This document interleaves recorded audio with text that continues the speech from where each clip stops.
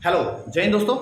स्वागत है आपका फिर से हमारे इस YouTube चैनल में जिसका नाम है सीजी नॉलेज विद टीके में। ओके, आज हम जो है छत्तीसगढ़ का जो आधुनिक इतिहास है जिसमें हमने शुरू किया था आपका मराठा का प्रत्यक्ष जो शासन है, जिसमें बिम्बाजी भोसले जो है किस प्रकार से अपनी प्रशासनिक व्यवस्था को चला रहे थे, उसी क्रम में आज हम जो है आगे के वीडियो को कंटिन्यू करेंगे। इससे पहले वाले पार्ट 1 जो था उसमें हम ये बता दिए थे कि मराठा शासन की भू राजस्व व्यवस्था कैसे थी। ओके, किस प्रकार से जमींदारी में बहस था। ओके, उसके साथ साथ स्थापत्य कला क्या थे, भाषा का विस्तार जो है इस समय आपका कैसे हुआ था, समझ रहे हैं बात को। ऐसी जो चीजें हैं उसको अपन कंप्लीट किए थे। आज बिम्बाजी भोसले से संबंधित कुछ जो इंपॉर्टेंट जो और फैक्ट जो बचे हैं उसको हम क्या करेंगे, कंप्लीट करेंगे, और उसके बाद जो हम बढ़ेंगे आपका आगे और देखेंगे कि किस प्रकार से बिम्बाजी के बाद छत्तीसगढ़ में प्रशासनिक जो व्यवस्था है वो कैसे अस्थिर हो जाता है और किस प्रकार से वेंकोजी भोसले का छत्तीसगढ़ में आक्रमण होता है।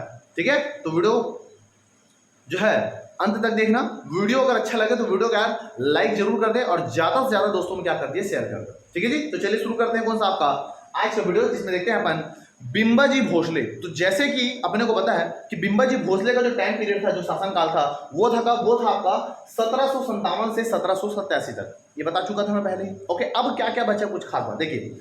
बिम्बाजी भोसले जब नागपुर से छत्तीसगढ़ आए थे तो ये मन से ले क्या थे कि हम यहाँ आए और देखें, और उन्होंने डिसाइड किया कि मैं जो है नागपुर के जो मराठा शासन है, मराठा जो प्रशासक है, उनसे स्वतंत्र होते हुए अपना एक है ना, उनसे मुक्त होते हुए एक अपना स्वतंत्र क्या करूंगा, सत्ता यहां पर स्थापित करूंगा। और जैसा कि उन्होंने किया है, समझ रहे बात को। ओके, ये हो गया। तो इन्होंने क्या किया, स्वतंत्र सत्ता छत्तीसगढ़ में इन्होंने क्या किया, आपका स्थापित किया। और उन्होंने सोचा चूंकि मेरे को यहीं रहकर ही अपने प्रशासन को आगे बढ़ाना है, तो इसने सभी क्षेत्र में अच्छा से काम किया।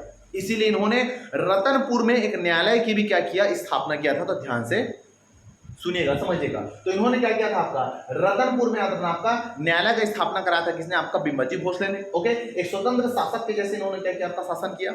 इस समय चूंकि रायपुर और रतनपुर दोनों अलग अलग क्या था, आपका प्रशासनिक गुट में था, उन्होंने दोनों को एकीकरण किया और अपना राजधानी बनाया। किसको, रतनपुर को। तो उन्होंने अपना राजधानी बनाया किसको, आपका रतनपुर को। और चूंकि इसके समय में जो छत्तीसगढ़ है वो गढ़ों में बटा था। गढ़ों में मतलब 18 जो गढ़ है वो ऊपर था, है ना, 18 जो गढ़ है वो शिवनाथ नदी के ऊपर में था और 18 जो गढ़ है वो आपका नीचे था। इसीलिए इन्होंने आपका छत्तीसगढ़ राज्य की इन्होंने आपका संज्ञा दी। तो कौन से शासक ने दिया था, आपका बिम्बाजी भोसले ने छत्तीसगढ़ राज्य की संज्ञा दी। और इन्होंने विजयदशमी जो पर्व है, दशहरा जो आपका जो पर्व है जो आने वाला है, उसमें इन्होंने क्या दिया, आपका स्वर्ण पत्र देने की जो प्रथा है इन्होंने क्या किया था, आपका शुरू किया था। ठीक है, इतना भैया ये हो गया। इसके साथ अब जो मेन जो फैक्ट है उसको थोड़ा सा याद रखिएगा। इन्होंने क्या किया था, इनके शासनकाल में, बिम्बाजी भोसले के याद रखना, आपका शासनकाल में कोलब्रुक करके जो अंग्रेज थे, कोलब्रुक, इनका यहां पर क्या हुआ था, आपका आगमन हुआ था। इनके शासनकाल में जो कोलब्रुक, जो अंग्रेज, जो ब्रिटिश अधिकारी थे, वो इनके शासनकाल में आते हैं। तो कोलब्रुक किसके शासनकाल में आया था, बिम्बाजी भोसले के शासनकाल में। इसके साथ साथ इन्होंने क्या किया था, आपका कौड़ी, कौड़ी नाम की एक मुद्रा जो कलचुरी कालीन चलता था उसको हटाकर इन्होंने क्या किया, नगपुरी रुपया चलाया। नगपुरी रुपया जो चांदी का होता था, तो इन्होंने चांदी का क्या बनाया, आपका नगपुरी रुपया बनाया। ठीक है, देखिए सुनिए, कल जैसे पेपर हुआ था, है ना, मतलब पेपर हुआ है आपका एएमओ का, है ना, एएमओ का जो पेपर हुआ है, पीएससी जो लिया है, उस क्वेश्चन को आप देखोगे ना, हाथ खराब हो जाएगा। इतना डिटेल पूछा और कहाँ से पूछा है ना, ये पता भी नहीं है। ये केवल पीएससी को उसको पता है। जिस प्रकार से डीपली क्वेश्चन पूछ रहा है, अगर उस लेवल में जाके आप तैयारी नहीं करेंगे बाबू रे, तो समझ लो आपका क्या स्थिति होने वाला है। तो जिस प्रकार से पैटर्न पेपर में पूछ रहा है उसी आधार पर क्या करो, आप चलो। ऐसा नहीं है कि एएमओ में बस ऐसा पूछा है, पीएससी के भी हाल में जितना भी एग्जाम हो रहा है उसमें जो क्वेश्चन है वो एक लेवल ऊपर जा रहा है। तो उस लेवल में जाके अगर तैयारी करोगे तभी आप पार पाओगे।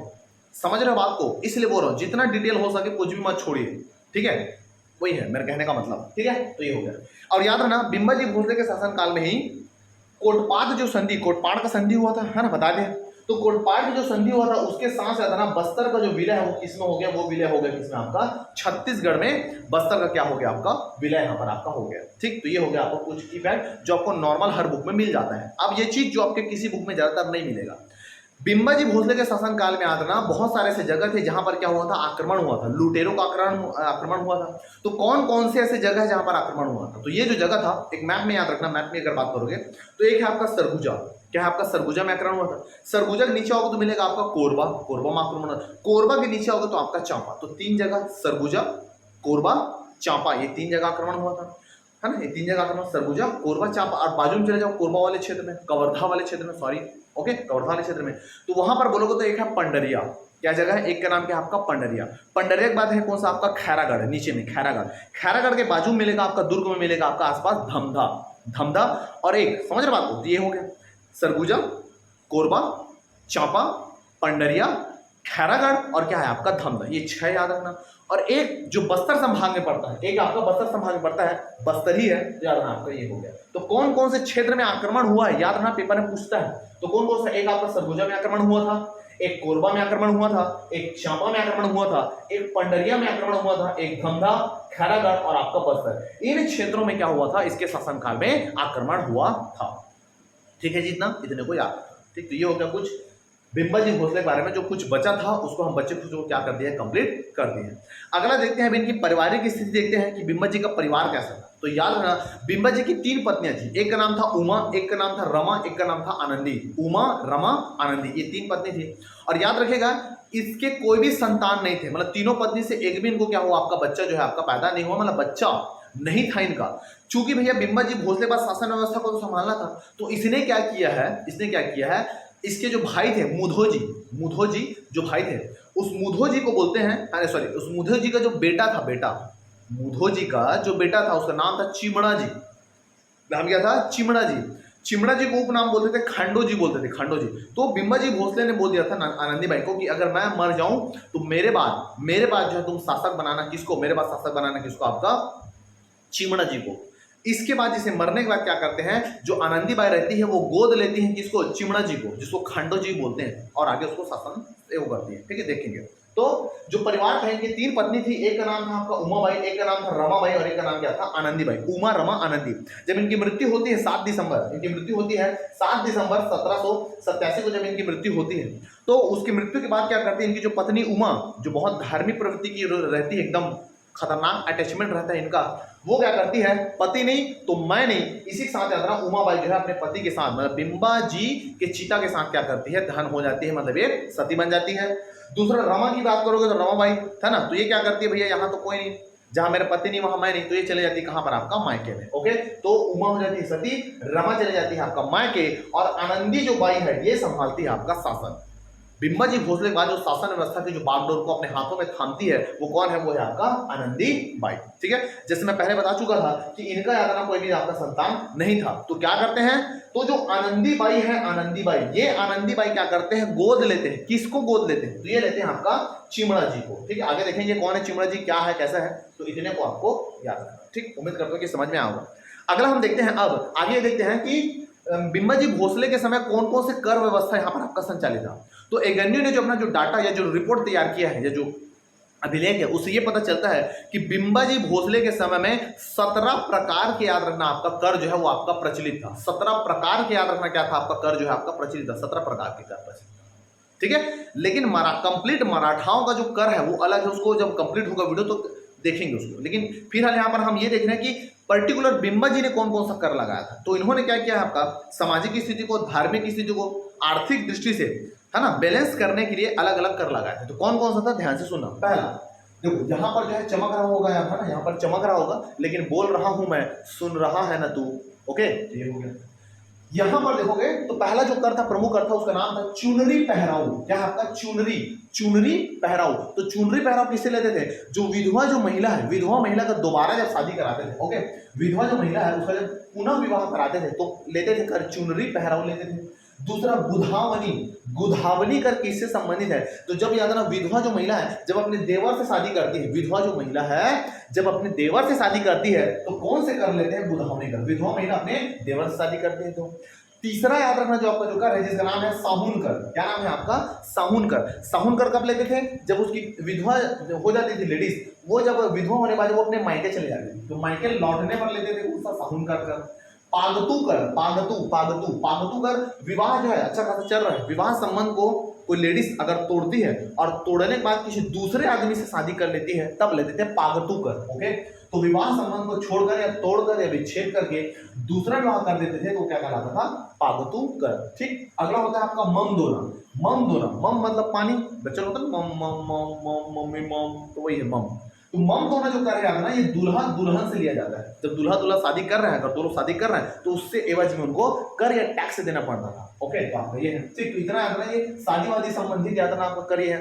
पूछने के चांसेस कम है, लेकिन है तो पढ़ लेना। कोई माँ बाप नहीं है यार कब क्या पूछेगा, समझ रहे, छोड़ोगे तो फंसोगे। ठीक है, अगला उसके बाद कलाली कर, कलाली कलल कलल, जानते हो पीने के बाद आदमी कलल कलल करता है, तो ऐसे याद रखना मदिरा और जो नशीली जो वस्तु है ना उससे संबंधित जो कर है वो क्या कहलाएगा, कलाली कर। पीने के बाद कलल, पिएंगे क्या, दारू, मदिरा और नशीली वस्तु पर जो कर लगाते थे। अगला है गुनाहगिरी। गुनाहगिरी का मतलब होता है जो गुनाह करता था, कुछ कांड करता था तो उसके लिए जुर्माना लगाते थे, उसका वो बोलेंगे गुनाहगिरी। ओके, जुर्माना या गुनाहगार से लेते थे। भात खवाई, भात खवाई का मतलब क्या होता है, भात खवाई मतलब ऐसा नहीं कि भात खाने पर कर लेते थे, इतना भी क्रूर नहीं था। भात खवाई का मतलब होता है कि कुछ घर में ऐसे आदमी होते थे जो काम नहीं करते, जैसे बेरोजगार घूमते थे, निठल्ले। ओके ओके, मतलब जो है काम करने के काबिल है, उसके बावजूद भी काम नहीं लेते थे, काम नहीं करता था वो, तो बेरोजगार कहना सही नहीं है, बेरोजगार को हटा दीजिए आप। ओके, नो वर्क मतलब जो आदमी कमाने खाने लायक है लेकिन कमा नहीं रहे, है ना, निठल्ला बैठा है, उसके ऊपर जो कर लगा देते भात खवाई। अगला अमरई, जो आम का फसल है, नींबू का फसल है, उसमें जो कर लगाते थे अमरई कर। नूस कर, ये इंपॉर्टेंट है, मेरे को लग रहा है कि इंपॉर्टेंट हो सकता है। नूस कर, जो तंबाकू है, तंबाकू को उगाने में, उसको बेचने पर जो कर लगाते थे वो है आपका नूस कर। तंबाकू उत्पादन और बिक्री पर लगाया जाने वाला कर क्या कहलाएगा, आपका नूस कर। उसके अलावा गायर, गायर का मतलब मान के चलो किसी के यहाँ क्या है, आपका बेटा, उसके बाद कोई वारिस नहीं है ना, कोई जमीन है उनका कोई वारिस नहीं है, तो उस कंडीशन में क्या कर रहे थे, जब किसी जमीन का कोई वारिस नहीं रहता, उस कंडीशन में क्या करते थे, उस जमीन को क्या करते थे अपन मराठा क्षेत्र में मिला लेते थे, हड़प लेते थे। तो हड़पने है ना, तो वारिस नहीं होता था तो जमीन को हड़पना क्या कहलाता था, गायर कहलाता था। ठीक, अगला है कोसाबारी। कोसाबारी मतलब वही है, कोसा मतलब जो कीड़े होते हैं। ओके, तो इसमें क्या करेंगे, जो खेत में रहने वाले जो कीटाणु है, जो जीवाणु है, उसको मारने के लिए, उसमें दवाई डालने के लिए, है ना, मारने के लिए मार देते थे कोई, तो उसके ऊपर टैक्स लगाते थे। समझ रहे बात को, तो आपका ऐसा है। तो ये जो कुल ऐसा टाइप का जो कर है वो अपने दिमाग में रहना चाहिए, कौन कौन सा कर क्या है, किससे संबंधित है, आजकल पेपर में ऐसा पैटर्न पूछ रहा है इसलिए। ठीक, तो इतने को भैया आपको याद रखना है। ठीक, तो ये हो गया आपका पूरा कंप्लीट, यहाँ पर बिंबाजी भोसले पूरा सिर आ गया। अब देखते हैं कि नागपुर में क्या स्टोरी चल रहा था। ठीक है, ध्यान से सुनिएगा अच्छे से। ओके, तो देखो नागपुर में जो सत्ता परिवर्तन होता है वो कैसे होता है, तो जैसे आपको पता है कि मैं बता दिया था कि रघु जी के जो है आपका रघु जी प्रथम के 4 बेटे थे। 4 कौन, एक आपका मुधो जी, बिंबा जी, मुधो जी, बिंबा जी, समझ रहे बात को जी, जानको जी, है ना, मुधो जी, बिंबा जी, जानको जी, और क्या था आपका बाबा जी। बाबा जी नहीं है, साबा जी है। ठीक है, ध्यान रखना। तो मुधो जी, ओके, बिंबा जी, ओके, जानको जी, और क्या था आपका साबा जी। ओके, तो होता क्या है, एक तरफ बिंबा जी जो है छत्तीसगढ़ में शासन संभाल रहते हैं, उसी तरफ दूसरे तरफ जो है ना जी, जानको जी, चूंकि आपका जानको जी को क्षेत्र मिला था, कौन सा आपका नागपुर का क्षेत्र मिला था, ये पहले बता चुका हूं। तो जानको जी की मृत्यु हो जाती है 1770 में। 1770 में जानको जी का क्या हो जाता है, आपका मृत्यु हो जाता है। इससे पहले भी नहीं पड़ जाते कौन, आपका साबा जी। तो चूंकि जानको जी की मृत्यु याद रखना आपका पहले हो जाता है, मर जाते हैं, जिनका कोई संतान नहीं रहता, तो जाहिर सी बात है भैया कि इनका अगर कोई संतान नहीं है तो जाहिर सी बात है कि वो ट्रांसफर होगा सत्ता किसके ऊपर, आपका मुधो जी के ऊपर। तो 1777 से नागपुर की सत्ता को संभाल रहे थे कौन, नागपुर की सत्ता संभाल रहे थे कौन, आपका मुधो जी। 1777 में जब मृत्यु हुआ तो संभाल रहे थे कौन, आपका मुधो जी। अब ये याद रखना जो मुधो जी है, और मुधो जी संभाल रहे थे, इधर बिंबा जी संभाल रहे, दोनों भाई भाई संभाल रहे हैं।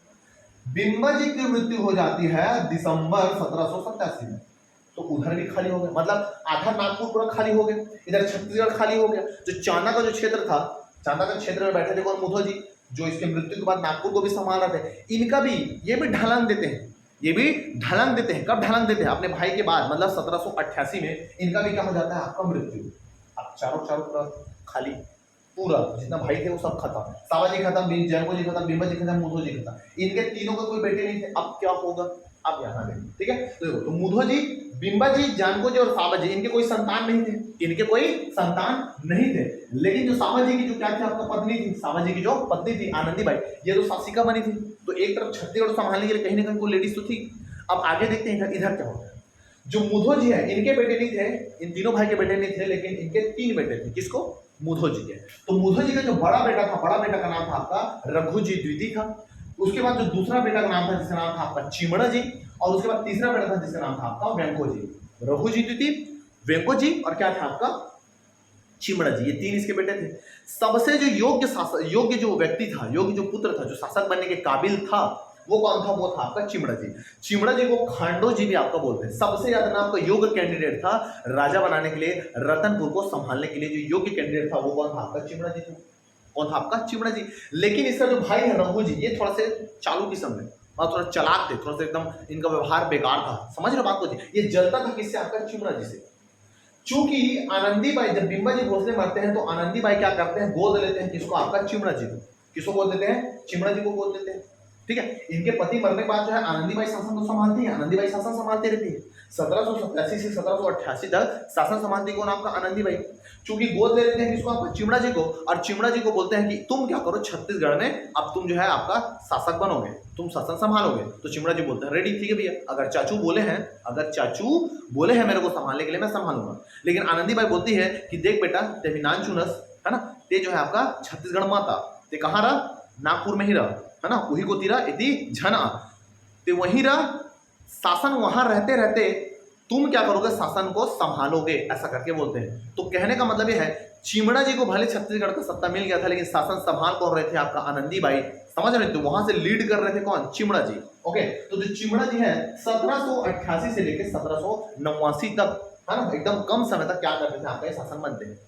अब ये पता, ये जो चले गए, ये हाँ बैठे हैं नागपुर में, लेकिन ये डरते रहते कौन? आपका रघु जी द्वितीय कि कहीं क्या करेगा ये जो चिमड़ा जी जो है ये आ मत जाए, मेरे को आक्रमण मत कर दे या मेरे को हरा मत दे। समझ रहे जी? अगर ये शासक बन गया, क्योंकि हर दृष्टि से योग्य है कौन? आपका चिमड़ा जी। इस बात से डरते रहता है कौन? आपका रघु जी द्वितीय। और ये क्या करता है? अपना प्लान बनाता है, अपना कूटनीति दिमाग जो है आपका लगाता है। कौन लगाता है? आपका रघु जी। ये क्या करते हैं? उड़ीसा के जो काला जादू करने वाला एक पंडित रहता है, तांत्रिक रहता है ना, उड़ीसा में एक जगह है कटक करके, वहां से तांत्रिक को बुलाते हैं और उसके बाद क्या करते हैं? कुछ झाड़ फूक दुनियादारी करके इसको बेचारे को निपटा देते हैं। किसको? अपने ही भाई चिमड़ा जी को निपटा देते हैं। समझ रहे बात को? ओके, तो चिमड़ा जी को जो है काला जादू करके, है ना, काला जादू करके मृत्यु हो जाता है। मानने वाला कौन है? आपका रघु जी द्वितीय। तो ये कूटनीति तरीके से क्या करते हैं? चिमड़ा जी को साफ कर देते हैं। तब यहाँ पर क्या हो गया? साफ हो गया कौन? आपका चिमड़ा जी। तो चिमड़ा जी का रोल यहाँ पर आपका खत्म। अब फिर से चूंकि चिमड़ा जी नहीं रहा, तो मतलब अब फिर से शासन कौन करेगी? आपका आनंदी बाई। मतलब फिर से 89 से फिर आनंदी बाई का यहाँ पर शासन शुरू हो जाएगा। ठीक। अब वेंको जी, ये वेंको जी एकदम बिंदास बॉय थे। वेंको जी जो है एकदम आपका बिंदास, खाए पिए पड़े रहे बस कोंटा में, ये इसको कोई मतलब नहीं था कौन क्या चल रहा है, कैसे चल रहा है। लेकिन रघु जी का प्लान ये था कि भैया चूंकि मेरे जो पापा और जो चाचा लोग थे उनके समय में 4 भाग में बटा था, चांदा अलग था, छत्तीसगढ़ अलग था, नागपुर अलग था, बरार अलग था। तो इनका ये सोचे कि नहीं, अलग अलग नहीं, मैं चारों चुमुत्ता सबों में क्या करूंगा? एक साथ शासन करूंगा, ऐसा लालच इसके मन में जागा। तो एक को तो निपटा दिया किसको? चिमड़ा जी को, जो सबसे बड़ा रोड़ा था। उसके बाद दूसरा रोड़ा हुआ जिसका भाई कौन? आपका वेंको जी। ये भी चाहता था कि भैया मैं भी वेंको जी को क्या कर दूं? दूसरे जगह भेज दूं। तो इन्होंने क्या किया? प्लान बनाया। रघु जी जी नागपुर में बैठा है और छत्तीसगढ़ में आनंदी बाई। तो रघु जी बोलता है कि क्यों ना मैं आनंदी बाई को बोलूं, आनंदी बाई को बोलूं कि तुम शासन से हटो और वेंको जी को वहां जाने दो। ऐसा कर, तो आनंदी बाई तो मानेगी नहीं, ऐसे कैसे हम सत्ता को दे देंगे। वेंको जी को हटाने का मेन मकसद ये था ताकि नागपुर से दूर रहे और मैं स्वतंत्र रूप से यहाँ पर क्या कर सकूं? शासन कर सकूं। इसके लिए इनको क्या करते हैं? वेंको जी को भेजते हैं कहां पर? आपका छत्तीसगढ़ में। लेकिन सीधा नहीं भेजते, होता क्या? ध्यान से सुनना। ये जो रघु जी जो द्वितीय है, ये क्या करते हैं? एक दीवान बनाते हैं, एक दीवान बनाते हैं, या एक सूबेदार बनाते हैं, सूबेदार बनाते हैं किसको? यशवंत कालू को। यशवंत कालू को बोलते हैं कि बाबू रे, है ना, ये आपका ये देखो छत्तीसगढ़ का नक्शा है, कंप्लीट क्षेत्र में शासन करना चाहता है रघु जी द्वितीय। तो ये जो यहाँ पर बैठा है कौन? आपका रघु जी जो द्वितीय है, ये यहाँ पर भेजता है किसको? यशवंत कालू को। यशवंत कालू को बोलता है कि तुम क्या करो, जाओ छत्तीसगढ़ और जाके क्या करो, उसको बात करो किससे? आपका यहाँ पर बैठी है कौन? आपका यहाँ पर बैठी है Anandi by. A for Anandi by, ये बैठी है आनंदी बाई बैठी। उसके साथ जाओ, युद्ध करो, साम दाम दंड भेद जैसे भी करके उसको बनाओ। लेकिन आनंदी बाई आता है यशवंत, है ना, यशवंत आते हैं, यशवंत जो कालू है और आनंदी बाई को प्रस्ताव रखते हैं कि आप शासन से हट जाओ, हम क्या करेंगे यहाँ पर आपका वेंको जी को बैठा के यहाँ पर शासन संभालेंगे। उसके बाद क्या करते हैं? जब आनंदी बाई नहीं मानती, दोनों बीच में फाइट होता है। आनंदी बाई नहीं मानती तो यशवंत कालू वर्सेस कौन? आपका आनंदी बाई, इनके बीच होता है भैया फाइट। दोनों फाइट होता है और इस फाइट में, इस लड़ाई में पराजित हो जाता है कौन? आपका यशवंत कालू। तो रिटर्न हो जाता है, रिटर्न यशवंत कालू फिर से वापस हार के चले जाता है किस समय? आपका रघु जी के पास। तो आनंदी बाई वॉन, आनंदी बाई क्या हो गया? आपका जीत गई। ओके, ये हो गया। अब यशवंत कालू थोड़ा जोशीला किस्म के थे, समझ रहे? तो ये क्या करते हैं? रघु जी द्वितीय फिर से भेजते हैं महिपत राव दिनकर। महिपत राव दिनकर एक सभ्य सुशील, समझ रहे बात को जी, थोड़ा दिमागदार थे और कहीं ना कहीं याद है ना, जब इनके पति थे बिमल जी भोसले और ये अच्छे खासे दोस्त भी थे दोनों के दोनों। ठीक है, होता क्या है, अब महिपत राव याद रखना, जो दिनकर है महिपत राव दिनकर, ये जाते हैं कहां पर आपका आनंदीबाई के पास, अब प्रस्ताव लाते हैं, है ना, ये जो आपका महिपत राव जो दिनकर है एमआरडी है, ये जाते हैं आपका आनंदीबाई के पास और आनंदीबाई को समझाती है कि देखिए मैडम आप क्या कीजिए, शासक आप ही रहेंगे, पूरा शासन का काम आप ही के दम पर चलेगा, बस शर्त ये है कि हम क्या करेंगे, यहाँ पर वेंको जी को भेजेंगे या वेंको जी यहाँ से क्या करेंगे, शासन करेंगे, आप जैसा बोलेंगे वैसे ही रहेंगे, बस राजा का नाम या शासक में आप ना होंगे, किसका नाम रहेगा, आपका वेंको जी भोसले का। अब लेडीज है ना, ये लड़हड़ा वो लड़हड़ा गई, समझ रहे बात को, ठीक है जी। तो ये हुआ, तो हुआ क्या, तो हुआ ये कि उसके बाद क्या करते हैं कि रघुजी द्वितीय भेजते हैं महिपत राव दिनकर को, और संधि होता है किसके बीच, रघुजी द्वितीय और आनंदीबाई के बीच। क्या संधि होता है, वही कि शासिका संभालोगे आप, जैसा आप बोलोगे वैसा होगा, लेकिन शासक कौन होगा, आपका वेंको जी भोसले। तो आनंदीबाई बहुत सोचते हैं कि हाँ भाई मैं तो लेडीज हूँ, तो ठीक है, ऐसा करके टाई अप करके दोनों बीच में सेटिंग हो जाता है, और सेटिंग होने के बाद आते हैं, है ना, या फिर शासन संभालते कौन, आपका वेंको जी। जब ये बात वेंको जी को पता चलता है कि मेरे को छत्तीसगढ़ भेज रहे हैं, तब इनका क्या रिएक्शन होता है ये देखेंगे नेक्स्ट वीडियो में। ठीक है भैया, इतना जी, ओके। तो आज का जो वीडियो है, इतना जो बताया हूं मैं वेंको जी के बारे में, ये और कैसे वेंको जी जो है शासन बनते हैं, सो क्या प्रॉब्लम रहता है छत्तीसगढ़ आने में, इसको अपन क्या करेंगे आगे देखेंगे। उम्मीद करता हूं कि जो वीडियो है, ये जो स्टोरी है, आपके समझ में आ रहा होगा। जिस प्रकार से एग्जाम में पैटर्न जिस प्रकार से पूछ रहे होंगे, उसी प्रकार से जो है हम इसको आगे कंप्लीट करेंगे। समझ रहे बात को जी। तो वीडियो अगर अच्छा लगा तो वीडियो को ज्यादा से ज्यादा क्या कर दो, लाइक कर दो, और ज्यादा से ज्यादा दोस्तों में क्या कर दो, शेयर करो। ठीक है जी, और चैनल पे नए हैं तो चैनल को कृपया सब्सक्राइब जरूर कर दे, ताकि जो भी वीडियो डालता हूं तुरंत आपको नोटिफिकेशन मिल जाए। इसके अलावा याद ना, जो एमसीक्यू जो क्वेश्चन मैं डालता हूं यार, चाहे वो प्यून का हो चाहे एसआई का हो, उसको देखिए, क्वेश्चन को लेवल को देखिए, कुछ भी उच्च तुच्छ नहीं डालता मैं, समझ रहे, कुछ डाल रहा हूँ तो कुछ वैरायटी का ही जो वीडियो है उसमें जो क्वेश्चन है वो डाल रहे हैं, कुछ भी आंडू पांडू आगे डाल दिए ये वो, ऐसा कुछ भी नहीं। आप देखना बनाना, आपका हालत खराब हो जाएगा। समझ रहे बात को जी। तो आज का वीडियो होता है यहीं पर समाप्त, नेक्स्ट वीडियो के साथ मिलेंगे नेक्स्ट क्लास में, तब तक के लिए जय भारत, जय छत्तीसगढ़, नमस्कार।